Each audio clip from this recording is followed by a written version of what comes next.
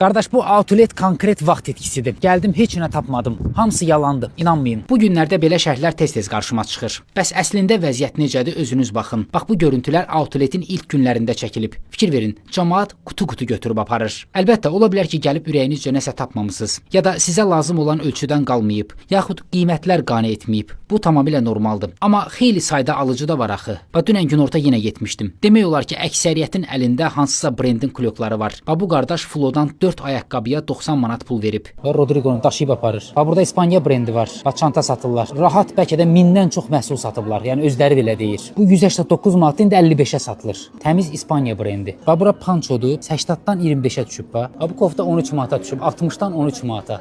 Adidasın da ancaq krasovkaları qalıb. Yəni fikir verirəm, gəlib nəsə alanlar heç nə yazmır. Yazanlar ancaq ya nəsə tapmayanlardır, ya da heç gəlməyənlər. Kimə baxıram? Flodur, çığlıdır. Və fikir verin, La Fabrikadır. Gör nə qədər adam daşıyıb aparır. Əgər heç kim bura gəlib heç nə tapmırsa, bəs o minlərlə məhsulu alan kimlərdir? Bax, əsas sual budur. Outletin bitməsinə son 4-5 gün qalıb. Heç kimin sözünə fikir vermədən vaxt eləyib bir dəfə baş çəkin. Özünüz baxın. Məncə bu fürsəti dəyərləndirin.